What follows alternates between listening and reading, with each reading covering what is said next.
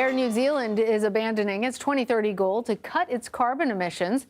In a statement, Air New Zealand said, quote, many of the levers needed to meet the target, including the availability of new aircraft, the affordability and availability of alternative jet fuel, and global and domestic regulatory and policy support are outside of the airline's direct control and remain challenging. John Gradek joins us now to talk more about Air New Zealand's decision. He is a coordinator of the Aviation Management Program at McGill University. It's great to have you with us. So first of all, just talk to us about how surprising this decision is by Air New Zealand. It is somewhat surprising in as much as Air New Zealand is probably one of the first airlines in the world to really put a very hard goal in terms of emission reduction as a result of the industry's attempt to reduce its emissions. The industry has kind of put together a goal of net zero emissions by 2050 for the industry worldwide, and that comes out of the International Civil Aviation Organization.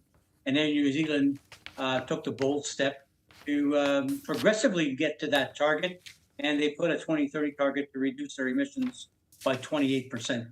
And this time they've said that it's not going to be able to make it. And they were a leader in that target. And so for environmentalists, this is certainly disappointing news. But as they said, much of this was out of their control. And the very first thing that they say was the availability of new aircraft.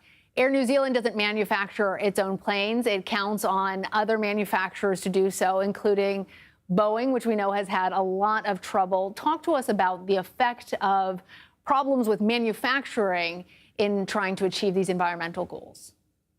Well, what we're trying to do now, the airlines have done, the air manufacturers have done a pretty good job of bringing in on board new technology into their aircraft design. They've got new engines, new aircraft weights.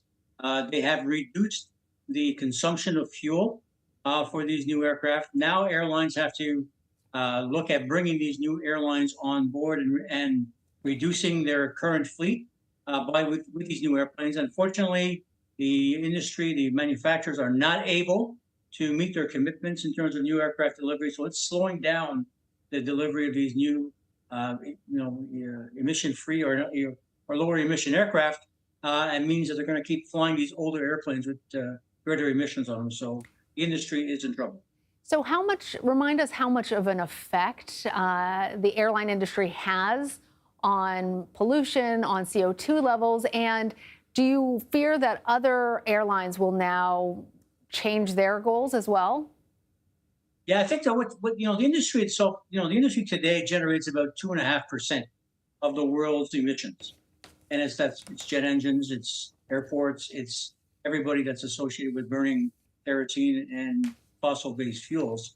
The industry is, the industry is having a bit of a hard time slowing down its production of these emissions. They're growing the business, so more emissions will be coming out. The rest of the world's emissions are being reduced, whether it's in vehicles or trains or other modes of transportation. So that percentage of the world's emissions due to aviation is going to climb. And some people are forecasting that if we don't stop or don't reduce emissions, we'll be close to 10% of the world's emissions by 2035 will be due to aviation. All right, John Gradek, thank you. My pleasure.